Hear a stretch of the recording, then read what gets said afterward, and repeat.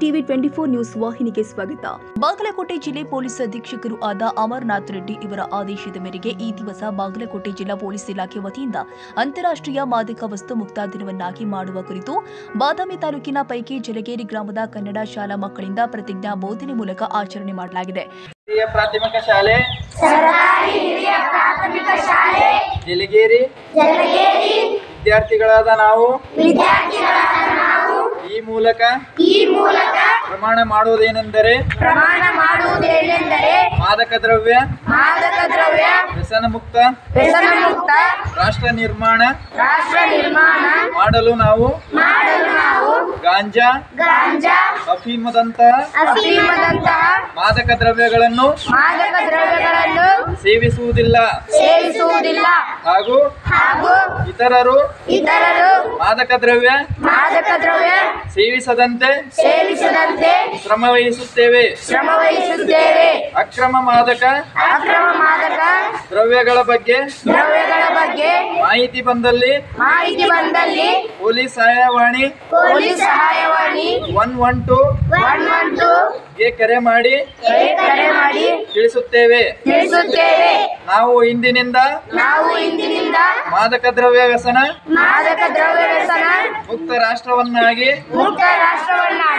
ಮಾಡಲು ಪಣ ತೊಡುತ್ತೇವೆಂದು ಪ್ರತಿಜ್ಞೆ ಮಾಡುತ್ತೇವೆ. ಜೈ ಹಿಂದ್, ಜೈ ಹಿಂದ್, ಜೈ ಕರ್ನಾಟಕ. ಕೆರೂರ ಠಾಣೆಯ ಪೊಲೀಸ್ ಕಾನ್ಸ್ಟೇಬಲ್ಗಳು ಆದ ಸಂತೋಷ್ ಅವರು ಶಾಲಾ ಮಕ್ಕಳಿಗೆ ಪ್ರತಿಜ್ಞಾ ಬೋಧನೆಯನ್ನ ಮಾಡಿಸಿದ್ರು. ಗ್ರಾಮದ ಯುವ ಮುಖಂಡರು ಆದ ಹಾಗೂ ವಕೀಲರು ಆದ ಶ್ರೀ ವೈಜಿ ಮುಖಾಶಿ ಅವರು ಮಾದಕ ದ್ರವ್ಯ ವ್ಯಸನ ಮುಕ್ತ ರಾಷ್ಟ್ರ ನಿರ್ಮಾಣ ಮಾಡುವ ಕುರಿತು ಮಾತನಾಡಿದರು. ಇವತ್ತಿನ ಒಂದು ಈ ಪ್ರಾರ್ಥನೆ ಮೂಲಕ ಈ ಒಂದು ಪೊಲೀಸ್ ಇಲಾಖೆಯವರು ನಿಮಗೊಂದು ಒಳ್ಳೆಯ ಸಂದೇಶವನ್ನು ಕಳಿಸಿದ್ದಾರೆ. ಯಾಕಪ್ಪ ಅಂತಂದ್ರೆ ಇಂದಿನ ದಿನಮಾನದಲ್ಲಿ ಸಾಕಷ್ಟು ಯುವ ಪೀಳಿಗೆ ಹಾಗೂ ಸಣ್ಣ ಸಣ್ಣ ಮಕ್ಕಳಲ್ಲಿಯೂ ಕೂಡ ಒಂದು ಮಾದಕ ದ್ರವ್ಯದ ಸೇವನೆ ಹೆಚ್ಚಾಗಿದೆ.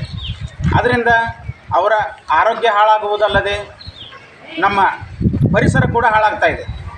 ಅದೇ ರೀತಿ ದೇಶಕ್ಕೆ ಒಂದು ದೊಡ್ಡ ಶಕ್ತಿನೇ ಕಳೆದಂತಾಗುತ್ತದೆ.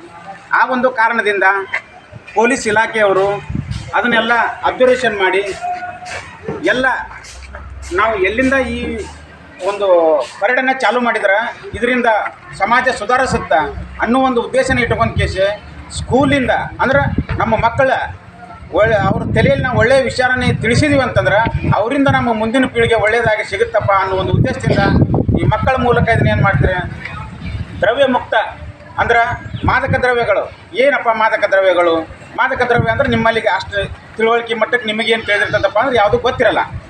ಮಾದಕ ದ್ರವ್ಯ ಏನಂತಂದ್ರೆ ತಂಬಾಕು, ಅದ್ರ ಜೊತೆಗೆ ಗಾಂಜಾ, ಅದ್ರ ಜೊತೆಗೆ ಸಾರಾಯಿ, ಸಿಗರೇಟ್, ಈ ರೀತಿ ಬೇರೆ ಬೇರೆ ಅಂದ್ರೆ ಮತ್ತೆ ಬರ್ತಕ್ಕಂಥ ದ್ರವ್ಯಗಳನ್ನು ಸೇವಿಸಿ ಅದಕ್ಕೆ ಅಳವಡಿಸಿಕೊಂಡು ಎಲ್ಲರೂ ಏನು ಮಾಡ್ತಾರೆ, ಅದು ನಮ್ಮ ಜೀವನಕ್ಕೆ ಅದು ಒಳ್ಳೆಯದೈತಪ್ಪ, ಈ ಜೀವನ ಸರಿ ಇಲ್ಲ ಅನ್ನೋ ಒಂದು ಮಟ್ಟಿಗೆ ಬೆಳಿಬಾರ್ದವ. ಅದರಿಂದ ನೀವು ಮುಕ್ತವಾಗಿರಿ. ಮುಕ್ತ ಅಂದ್ರೇನು, ಅದನ್ನು ಸೇವನೆ ಮಾಡಬಾರ್ದು ಯಾರು. ಆದರೆ ಅಕಸ್ಮಾತ್ ಅಂಥದ್ದು ಸೇವನೆ ಮಾಡುವಾರ ಕಂಡು ಬಂದರೂ ಕೂಡ ಅಂಥ ವ್ಯಕ್ತಿಗಳನ್ನು ಪೊಲೀಸ್ ಸಹಾಯವಾಣಿ 112ಗೆ ಕರೆ ಮಾಡ್ಬೋದು. ಜಾಸ್ತಿ ನಂಬರ್ಗಳಿಲ್ಲ, 112. ನಮ್ಮ ಸ್ಕೂಲ್ ಇದೆ, ನಮ್ಮ ಸ್ಕೂಲಲ್ಲಿ ಇಂಥ ಮಾದಕ ದ್ರವ್ಯಗಳನ್ನ ಸೇವನೆ ಮಾಡಕತ್ತಾರೆ, ಈ ರೀತಿ ಸ್ವಚ್ಛತೆಯನ್ನು ಕಾಪಾಡ್ತಾ ಇಲ್ಲ, ಹಿಂಗೆ ಮಾಡಕತ್ತಾರಂತ ನೀವು 112 ಕರೆ ಮಾಡಿ ಯಾರು ಮಾಡ್ಯಾರ ಅವ್ರ ಮಾಹಿತಿ ಕೊಡ್ಬೋದು. ಧೈರ್ಯದಿಂದ ಕೊಡ್ಬೋದು, ನಿಮಗೆ ಯಾವುದೇ ರೀತಿ ಭಯ ಪಡಬಾರ್ದು.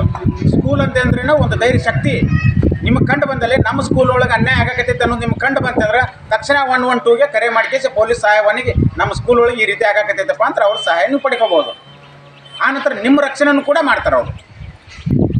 ಇದಕ್ಕೆ ಸಂಬಂಧಪಟ್ಟಂಗೆ ಇನ್ನು ಮುಂದಿನ ದಿನಮಾನದೊಳಗೆ ನೀವು ಬೇರೆ ಜನ ಮಾಡ್ತಕ್ಕಂಥದನ್ನು ನೋಡ್ಕೇಸಿ ಅವರು ಮಜಾ ಮಾಡ್ತಕ್ಕಂಥ ನೋಡ್ಕೇಸಿ ಈ ರೀತಿ ಮಾಡಿದರೆ ಏನೋ ನಮಗೂ ಮಜಾ ಸಿಗುತ್ತಪ್ಪ ಅನ್ನೋದನ್ನು ಇತ್ತಪ್ಪ ಅಂದ್ರೆ ಆ ಕಲ್ಪನೆನ ನೀವು ತೆಗೆದು ಹಾಕ್ರಿ. ಮೊದಲ ಮಕ್ಕಳಲ್ಲಿ ಏನು ಬರಬೇಕು, ನೀವು ಯಾರನ್ನು ಫಾಲೋ ಮಾಡ್ಬೇಕಂತಂದ್ರೆ ಶಿಕ್ಷಕರನ್ನ ಫಾಲೋ ಮಾಡಬೇಕು. ಶಿಕ್ಷಕರು ನಿಮಗೇನು ಬೋಧನೆ ಮಾಡ್ತಾರೆ, ಅವರು ಇರ್ತಕ್ಕಂಥ ನಡವಳಿಕೆ, ನೀವು ಬರೀ ಶಿಕ್ಷಣಕ್ಕೊಂದ ಅಂತಲ್ಲ, ಅವರು ನಿಜ ಜೀವನದೊಳಗೆ ಅವ್ರು ಯಾವ ರೀತಿ ನಿಮಗೆ ಮಾಡ್ತಾರೆ, ಯಾವ ರೀತಿ ಸಹಾಯ ಮಾಡ್ತಾರೆ, ಅವ್ರ ಒಂದು ಏನದ ಅವನ್ನ ಅಳವಡಿಸ್ಕೊಡ್ರಿ. ಸಾರ್ವಜನಿಕವಾಗಿ ಕೆಟ್ಟ ಚಟಗಳನ್ನು ದೂರಿಡ್ರಿ. ಶಿಕ್ಷಕರು ಮತ್ತು ಒಳ್ಳೆ ವ್ಯಕ್ತಿಗಳು ಏನು ಪಾಲನೆ ಮಾಡ್ತಿರ್ತಾರೆ ಅದನ್ನು ನೀವು ಕೂಡ ನಿಮ್ಮ ಜೀವನದೊಳಗೆ ಅಳವಡಿಸ್ಕೊಳ್ರಿ. ಶಿಕ್ಷಣದ ಜೊತೆಗೆ ಒಳ್ಳೆಯ ಸಂಸ್ಕೃತಿ ಕಲ್ಕೋರಿ ಅನ್ನೋ ಒಂದು ಉದ್ದೇಶದಿಂದ ಈ ವ್ಯಸನ ಮುಕ್ತ ಹಾಗೂ ತಂಬಾಕು ಮುಕ್ತ ಶಾಲೆಗಳನ್ನಾಗಿ ನಿಮ್ಮ ಸ್ಕೂಲ್ ಆವರಣದಲ್ಲಿ ಹಾಗೂ ಕಂಪೌಂಡ್ಗೆ ತಂಬಾಕು ಮುಕ್ತ ಶಾಲೆ ಅಂತ ಕೂಡ ಸರ್ಕಾರದಿಂದ ಬರೆದಿರ್ತಾರೆ. ಅದು ಬರೀ ಬರವಣಿಗೆ ಅಲ್ಲ, ಇದನ್ನು ಯಾಕೆ ಬರೆದಾರಪ್ಪ ಅಂತಂದ್ರೆ ಅದರಿಂದ ನಮ್ಮ ಸ್ಕೂಲ್ ದೂರ ಇರಬೇಕು, ನಮ್ಮ ಶಾಲೆ ದೂರ ಇರಬೇಕು, ನಮ್ಮ ಮನೆ ದೂರ ಇರಬೇಕು, ನಮ್ಮ ಓಣಿ ದೂರ ಇರಬೇಕು, ನಮ್ಮ ಗ್ರಾಮ ದೂರ ಇರಬೇಕು. ಈ ಒಂದು ಉದ್ದೇಶದಿಂದ ಪೊಲೀಸ್ ಇಲಾಖೆಯವರು ನಿಮಗೆ ಈ ರೀತಿ ಮಾಹಿತಿ ಕೊಟ್ಟಾರ. ಇದನ್ನು ನಿಮ್ಮ ಜೀವನದೊಳಗೆ ನೀವು ಭಾಳ ಇದ್ರ ಬಗ್ಗೆ ಗಮನ ಹರಿಸಿ, ಗಂಡು ಮಕ್ಕಳಾಯ್ತು ಹೆಣ್ಮಕ್ಳಾಯ್ತು ಎಲ್ಲರೂ ಇದ್ರ ಬಗ್ಗೆ ನೀವು ತಿಳ್ಕೊಂಡು ವ್ಯಸನ ಮುಕ್ತವನ್ನಾಗಿ ಮಾಡ್ಬೇಕಂತೇಳಿ ಇವತ್ತಿನ ಈ ಕಾರ್ಯಕ್ರಮ ಮೂಲಕ ಒಂದೆರಡು ಮಾತನ್ನು ಮುಗಿಸ್ತೇವೆ.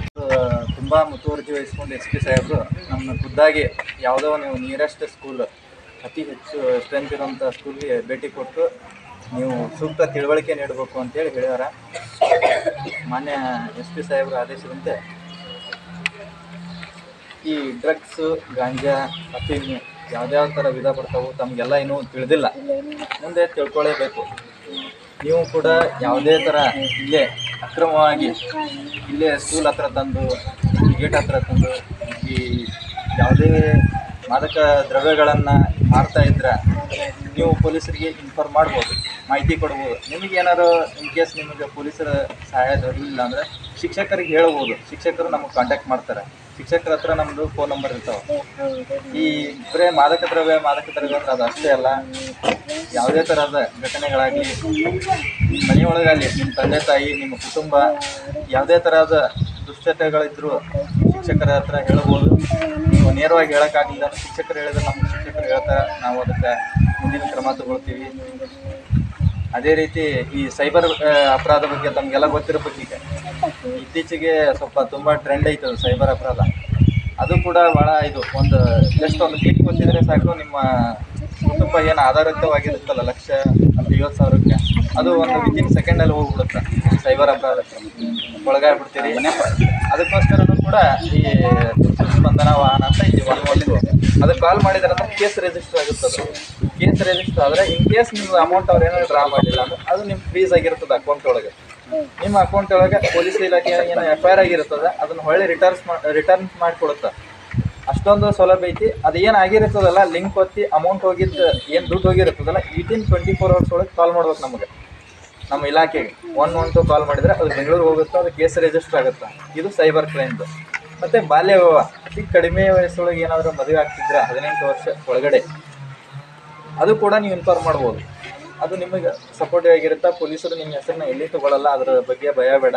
ನಮಗೆ ಹೇಳಿದ್ರೆ ನಮಗೆ ಎಲ್ಲಿ ತೊಗೋತಾರೆ, ನನ್ನ ಹೆಸರು ತೊಗೋತಾರೆ, ನಮ್ಮ ಇದಕ್ಕೆ ಇದು ಆಗುತ್ತಂತ ಅದರ ಥರ ಯಾವುದೇ ಇದು ಇಲ್ಲ. ಇದಕ್ಕೆ ನಾವು ಇದ್ದೀವಿ. ಯಾವುದೇ ಥರ ಹೆಸರನ್ನು ನಿಮಗೆ ಮೆನ್ಷನ್ ಮಾಡಲ್ಲ, ಅದನ್ನು ಕೂಡ ಕ್ರಮ ಮಾಡ್ತೀವಿ.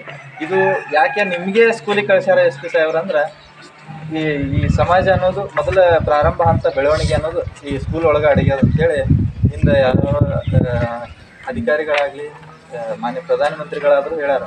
ಎಲ್ಲಾದರೂ ದೇಶದ ಬೆಳವಣಿಗೆ ಇದ್ರೆ ಅದು ಪ್ರಾಥಮಿಕ ಶಾಲೆ ಕೊಠಡಿ ಒಳಗೆ ಅಂತೇಳಿ.